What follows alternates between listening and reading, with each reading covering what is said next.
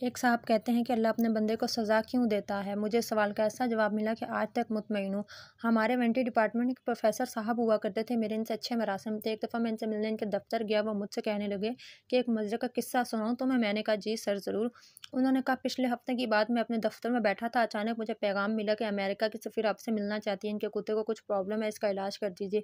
कुछ ही देर बाद वो खातून सफ़ीर अपने आला नस्ल के कुत्ते अपने ज़रूरी अमले के साथ आ पहुंची। कुत्ते की बीमारी पूछने पर कहने लगे कि मेरे कुत्ते के साथ अजीब व गरीब मसला है, वो मेरा नाफरमान हो गया, इसे मैं पास बुलाती हूँ दूर भाग जाता है। खुदारा कुछ करें, ये मुझे बहुत अजीज़ है, इसकी बेइतनानी मुझसे सही नहीं जाती। मैंने कुत्ते को गौर से देखा, 10-15 मिनट जायज़ा लेने के बाद मैंने कहा मैम ये कुत्ता एक रात के लिए मेरे पास छोड़ दें, मैं इसका मुआयना करके हल ढूंढता हूँ।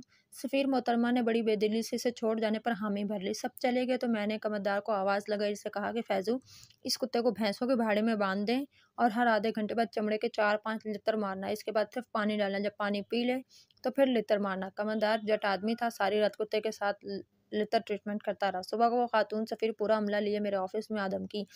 मैंने कमरदार से कुत्ता लाने को कहा, वो कुत्ता ले आए। जो कुत्ता कमरे में दाखिल हुआ, छलांग लगाकर सफ़ीर की गोद में जा बैठा, लगा दुम हिलाने, उनका मुंह चाटने लगा। साथ ही कुत्ता मुड़ मुड़ तशक्कुर-अमेज़ निगाहों से मुझे भी तकता रहा, क्योंकि मैंने ही कमरदार से इसकी रस्सी छुड़ाई थी।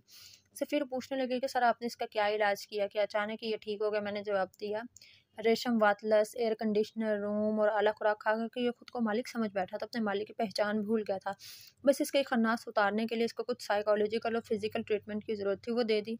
Now he is okay. अल्लाह बंदे को सज़ा क्यों देता है, मुझे इस सवाल का ऐसा जवाब मिला कि आज तक मुतमईन हूँ।